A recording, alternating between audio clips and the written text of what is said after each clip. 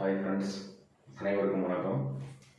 இப்போ வந்து நம்ம இதுக்கு முந்தின கிளாஸில் வந்து மானிட்டரி பாலிசினா என்ன அப்படின்றத பார்த்தோம். பணவியல் கொள்கை அப்படின்னா என்னன்றதை பார்த்தோம். இப்போ பணவியல் கொள்கையை பொறுத்த வரைக்கும் ஆர்பிஐ தான் கொண்டு வருவாங்க அப்படிங்கிறத நம்ம ஏற்கனவே பார்த்தாச்சு. ஆர்பிஐ ஆக்ட் ஆஃப் 1934 படி, சரியா? இப்போ நம்ம என்ன பார்க்க போகிறோம்னா அது என்னென்ன கருவிகள் வந்து ஆர்பிஐ யூஸ் பண்ணுறாங்க. ஆர்பிஐ வந்து பணவியல் கொள்கையை பொறுத்த வரைக்கும் 2 கருவிகள் யூஸ் பண்ணுறாங்க. அதில் ஒன்று வந்து பார்த்தீங்க அப்படின்னாக்க குவான்டிடேட்டிவ் டூல்ஸ் அப்படின்னு சொல்லுவாங்க. குவான்டிடேட்டிவ்னா அளவுசார் கருவிகள்னு சொல்லுவாங்க. அளவுசார் கருவி இதை பொறுத்த வரைக்கும் அளவுகளை பார்ப்பாங்க. ரெண்டாவது பண்புசார் கருவிகள். பண்புசார் கருவிகள்னு 2 இருக்கு. அதாவது அளவுசார் கருவிகள் அப்படின்னாக்க குவான்டிடேட்டிவ், எவ்வளோ குவான்டிட்டி இருக்கணும் அப்படிங்கிறது. பண்புசார் கருவிகள் அப்படின்னாக்க குவாலிட்டேட்டிவ், என்ன குவாலிட்டிஸ் இருக்கணும் அப்படின்றது. ஓகேவா? ஸோ இதை 2 வச்சு தான் அவங்க பணவியல் கொள்கையை வந்து அவங்க நிர்வகிச்சுக்கிட்டு இருக்காங்க, ஆர்பிஐ. ஸோ இப்போ வந்து நம்ம ஒவ்வொன்றும் அளவுசார் கருவிகளை ஒவ்வொன்றா நம்ம பார்க்கலாம். ஃபர்ஸ்ட் பார்ப்போம் அளவுசார் கருவிகள் பார்ப்போம்.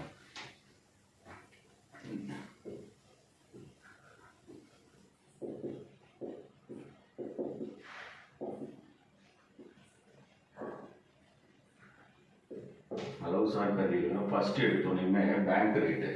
ஓகேவா?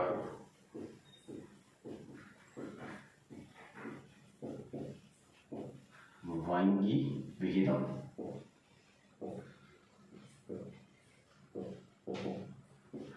இது என்ன அப்படின்னா ஆர்பிஐ இருக்காங்கல்ல, ஆர்பிஐ வந்து அதர் பேங்க்ஸ், அதாவது கமர்ஷியல் பேங்க்ஸ்ன்னு சொல்லுவாங்க. மிச்ச எல்லா பேங்க்ஸையுமே கமர்ஷியல் பேங்க்ஸ்ன்னு சொல்கிறாங்க. நம்மளோட bank of India, Indian overseas bank, SBI, அடுத்தது வந்து bank of Baroda, bank of Travancore அப்படின்லாம் ஏகப்பட்ட பேங்க்ஸ் இருக்குல்ல, அதெல்லாம் வந்து கமர்ஷியல் பேங்க்ஸ்ன்னு சொல்லுவாங்க. தமிழில் வந்து பட்டியல் வங்கிகள்னு சொல்லுவாங்க. பட்டியல் வங்கிகள். இங்கிலீஷில் ஷெட்யூல்டு கமர்ஷியல் பேங்க்ஸ்ன்னு சொல்லுவாங்க. பட்டியல் வர்த்தக வங்கிகள் அப்படின்னு சொல்லுவாங்க. ஓகேவா? வர்த்தக வங்கிகள். இந்த வர்த்தக வங்கிகள் ஆர்பிஐ கிட்ட இருந்த வர்த்தக வங்கி பணம் வாங்குவாங்க. அப்படி இல்லைன்னா ஆர்பிஐ அவங்ககிட்ட இருந்து பணத்தை வாங்குவோம். நல்லா புரிஞ்சுக்கோங்க. பணத்தை வாங்குவாங்க, இல்லாட்டி கொடுப்பாங்க. ஓகேவா? ஸோ இதில் மோஸ்ட்லி வந்து ஆர்பிஐ பணம் கொடுப்பாங்க. ஆர்பிஐ பணம் கொடுப்பாங்க யாருக்குனாக்க பட்டியல்படுத்தப்பட்ட வர்த்தக வங்கிகளுக்கு, எஸ்சிபி, ஷெட்யூல்டு கமர்ஷியல் பேங்க்ஸுக்கு பணம் கொடுப்பாங்க. அது எந்த ரேட்டில் கொடுக்குறாங்க அப்படிங்கிறது தான் முக்கியமே. ஓகேவா? அதாவது ரேட்டு அதிகமாக கொடுக்கலாம், வட்டி ரேட்டு. ஓகேங்களா? வட்டி ரேட்டு, வட்டி விகிதம், அதாவது இதுதான் வந்து வங்கி விகிதம்னு சொல்கிறது. வங்கி விகிதம்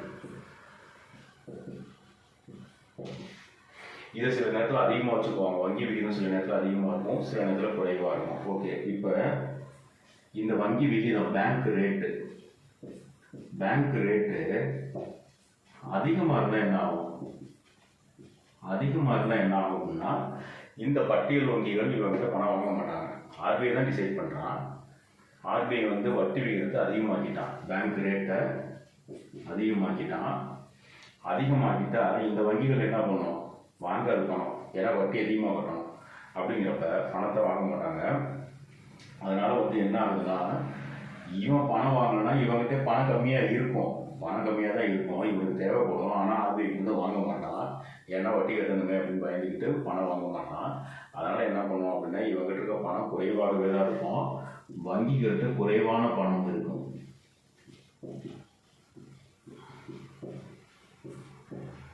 குறைவான பணம் இருக்கும். என்ன காரணம்? இவன் பணத்தை வாங்க மாட்டான். ஓகேவா? அதனால நம்மளோட ஆர்பிஐ இதில் எக்கனாமியில் என்ன ஆகும் அப்படின்னாக்க பண சுழற்சி குறையும். இப்போ பேங்க் ரேட் குறைவுன்னு வச்சுக்கோங்க, குறைவு. இப்போ பேங்க் ரேட் குறைவாக இருந்தால் என்ன ஆகும்? வங்கிகள் வந்து ஆர்பிஐ கிட்ட நிறையா பணம் வாங்குவாங்க. ஏன்னா வட்டி விகிதம் கம்மியாக இருக்குது. அதனால் வந்து இவங்க என்ன பண்ணுவாங்க, எல்லா பேங்க்கும் இவங்ககிட்ட அதிகமாக பணத்தை வாங்கி வச்சுக்கிடுவாங்க. ஸோ அப்போ வங்கிகளிடம்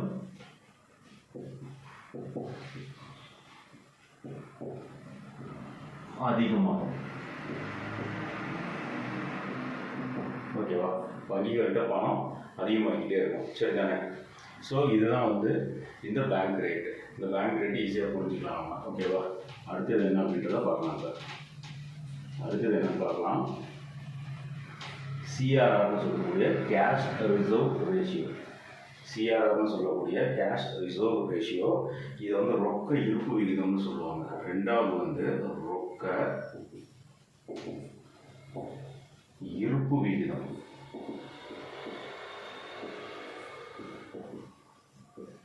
இது வந்து சிஆர்ஆர்னு சொல்லுவாங்க. CRR cash reserve ratio. Cash reserve ரேஷியோனா என்ன? இது ஆர்பிஐ, இந்த சைடு வந்து ஏதோ ஒரு பேங்க், ஷெட்யூல்டு கமர்ஷியல் பேங்க் இருக்குது. ஓகேவா? இவன் என்ன பண்ணணும்னா எப்பொழுதுமே ஆர்பிஐ கிட்ட ஒரு சர்டன் பர்சன்டேஜ் பணத்தை வச்சுருக்கணும்.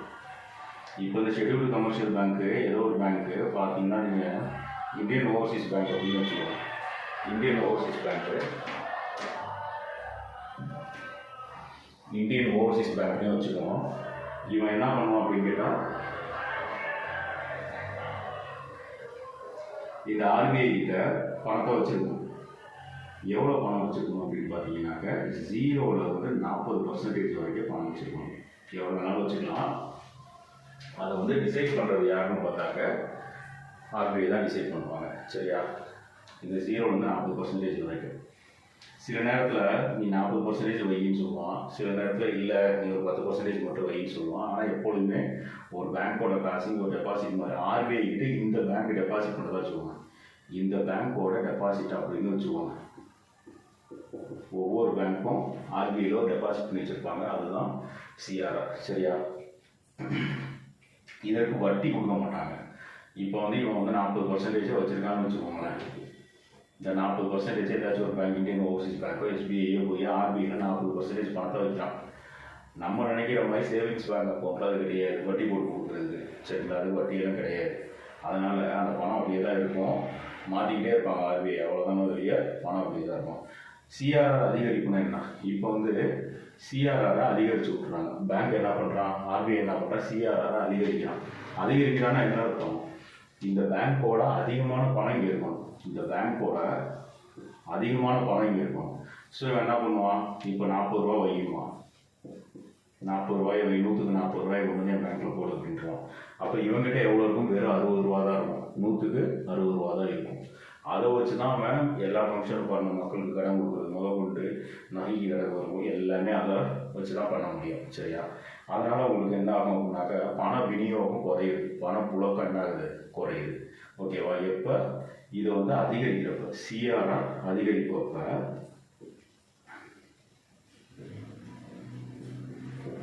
சிஆர்ஆர் அதிகரிச்சா என்ன ஆகும்? இவங்ககிட்ட பணம் குறையும். அதனால் பணப்புழக்கம், எக்கனாமியில் இருக்கக்கூடிய பணப்புழக்கம் குறைஞ்சிரும். சரியா? அதையே வந்து நீங்கள் இப்படி பாருங்க. இப்போ என்ன பண்ணுறான், ஆர்பிஐ வந்து சிஆர்ஆரை குறைச்சிட்றான். சிஆர்ஆர் கம்மியாக இருக்கட்டும் அப்படின்னா ஒரு 10% வச்சுக்குவோம். 10% வச்சுக்குவோம். இப்போ இவங்ககிட்ட எவ்வளோ இருக்கும்? 90% இருக்கும் சிஆர்ஆர் குறைப்பு.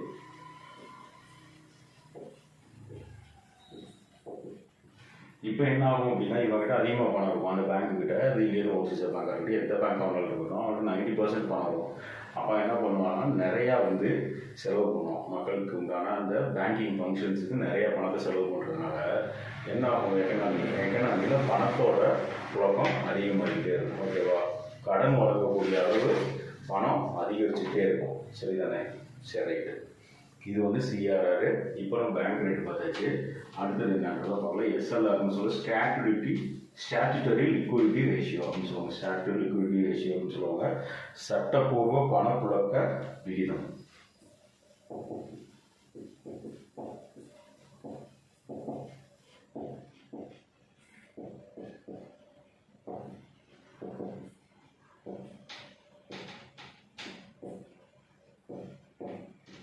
SLR ஸ்டாட்டுட்டரி லிக்விடிட்டி ரேஷியோ அப்படின்னு சொல்லுவாங்க. இது என்னன்னா, ஒரு பேங்க் அவங்ககிட்டயே ஒரு பணத்தை எப்போதும் வச்சுருக்கணும். நல்லா புரிஞ்சுக்கோங்க.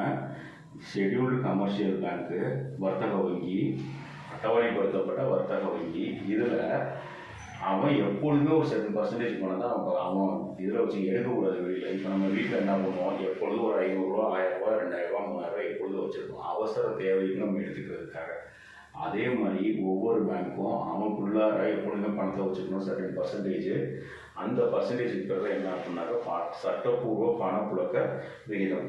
ஓகே, இப்போ இது வந்து 0 to 40%. ஓகேங்களா, 0 to 40% இதுவும் 0 to 40%. SLR அதிகரிக்கும். இப்போ SLR அதிகரிக்குதுன்னு வச்சுக்கோங்க. SLR அதிகரிச்சதுன்னா நம்ம பேங்க்ல எவ்வளோ இருக்கும், 40% பணம் இவங்ககிட்ட போயிடும். யார்கிட்ட பேங்க் அவனே வச்சுக்கணும். மீதி 60% மட்டும்தான் பேங்க்கு அதர் வேலை பார்க்கறதுக்காக இருக்கும். அப்போ வந்து நமக்கு என்ன ஆகுது அப்படின்னா, பணப்புழக்கம் குறைய ஆரம்பிச்சிடும். ஏன்னு கேட்டால், அவனால் கடன் கொடுக்க முடியாதுங்கிறதுனால பணப்புழக்கம் குறைய ஆரம்பிச்சிடும். SLR அதிகமாகிறப்ப. சரி, SLR-ஐ குறைக்கிறாங்க. SLR-ஐ வேண்டாம், 10% வச்சுக்க, மீதி 90% பேங்க்கோட அதர் ஃபங்க்ஷன்ஸ்க்காக நீ யூஸ் பண்ணிக்கன்னு சொல்லிட்டாங்கன்னா 10% மட்டும் இருப்பு இருக்கும் SLR. மீதி 90% மக்களுக்கு உண்டான ஃபங்க்ஷன், கடன் கொடுக்குற எல்லாமே. ஸோ அப்போ வந்து பேங்க்கோட கடன் அளிக்கக்கூடிய அந்த திறன் வந்து அதிகரிச்சிடும். எக்கனாமியில் நமக்கு என்ன ஆகும், பணப்புழக்கம் அதிகமாகிட்டே இருக்கும். ஓகேவா, சரி, இவ்வளோ ரொம்ப ரொம்ப ஈஸி. இதுக்கப்புறம் ரெப்போ விகிதம், ரெவர்ஸ் ரெப்போன்னு 2 இருக்குது. இது என்னன்றதை பார்க்கலாம். அடுத்தது 4.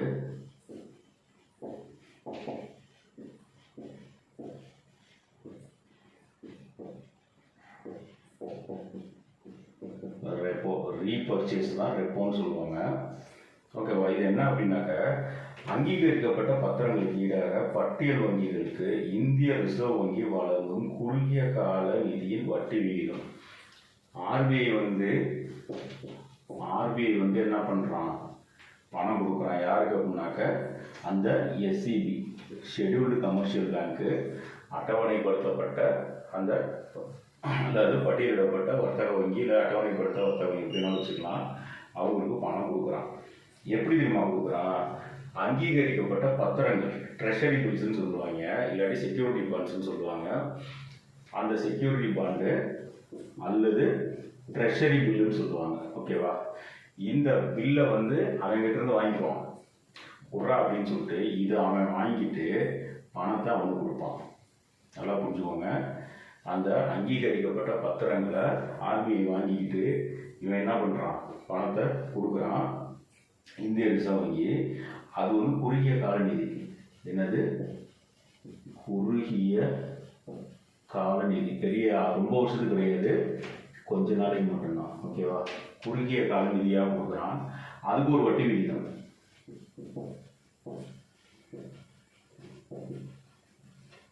இதுதான் உங்களுக்கு ரெப்போ ரேட்னு சொல்லுவாங்க.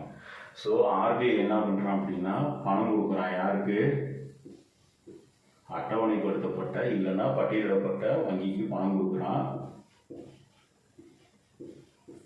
அதுக்காக அவன் என்ன பண்ணுறான், அவங்ககிட்ட இருந்து என்னத்தை வாங்குறான், ட்ரெஷரி பில்லுன்னு இருக்கும், அங்கீகரிக்கப்பட்ட பத்திரங்கள் அப்படின்னா செக்யூரிட்டி பாண்ட்ஸு. ஓகேவா, அதை வந்து ஆர்பிஐ வாங்கிக்கிட்டு, இப்போ நம்ம எப்படி பணம் கொடுத்தா பாண்டு எழுதி வாங்கிக்கிறோம் அந்த மாதிரின்னு வச்சுக்கோங்க, புரிஞ்சுக்கிறதுக்காக. இதெல்லாம் கவர்மெண்ட் பில்லு. இந்த கவர்மெண்ட் பில்லை ஆர்பிஐ வாங்கிட்டு அவனுக்கு பணம் கொடுக்குறான். அந்த பணம் வந்து குறுகிய கால நிதி. அதுக்கு உண்டான வட்டி விகிதம் தான் என்னது, உங்களுக்கு ரெப்போ ரேட்டு. சரியா, அடுத்தது ரிவர்ஸ் ரெப்போ அப்படின்னு சொல்கிறாங்க. அடுத்தது ரிவர்ஸ் ரெப்போ.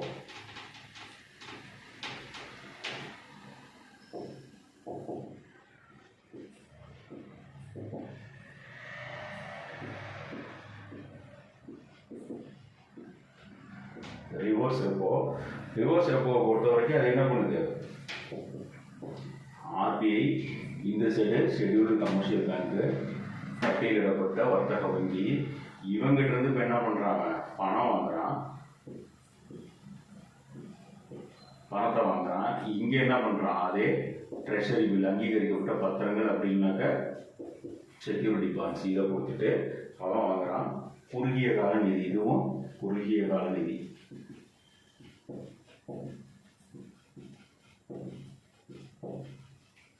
இதுக்கு உண்டான அந்த வட்டி வீதம் தான் என்னது உங்களுக்கு ரிவர்ஸ் ரெப்போ ரேட் அப்படின்னு சொல்லுவாங்க. ஓகேவா? சரி, ரைட்டு. இது இது வரைக்கும் நான் நடத்திட்டேன். ஏன்னா இப்போது இன்னொன்று இருக்குது இந்த இதில், அதை நாளைக்கு பார்த்துக்குவோம். இன்னும் ஒரு 4 பாயிண்ட் இருக்குது, அதை நாளைக்கு பார்த்துக்கலாம். சரிங்களா? உங்களுக்கு கொடுக்க இப்போ நான் என்னென்ன கொடுத்துருக்கேனோ இதுக்கு நீங்கள் ரேட் எழுதுங்க. பேங்க் ரேட், இப்போதைக்கு இருக்க பேங்க் ரேட் என்ன, சிஆர்ஆர் என்ன, எஸ்எல்ஆர் என்ன, ரிவர்ஸ் ரெப்போ ரேட் என்ன, ரெப்போ ரேட் என்ன அப்படிங்கிறத எழுதுங்க. இதை எப்போ அதிகரிப்பாங்க, எப்போ குறைப்பாங்க அப்படிங்கிறதெல்லாம் இருக்குது. அதை நான் சொல்கிறேன் உங்களுக்கு. சரியா? முதல்ல ரேட் எழுதுங்க. ரேட் எழுதி பக்கத்தில் வைங்க. ஓகேவா? இதை கொஞ்சம் நல்லா பாருங்கள். இது ரொம்ப சின்ன ஸ்டார்ட்டாக நான் 20 நிமிஷத்துக்குள்ளாக எல்லாமே பண்ணுவேன். ஸோ அதை நீங்கள் கொஞ்சம் நல்லா பார்த்துக்கோங்க. நன்றி.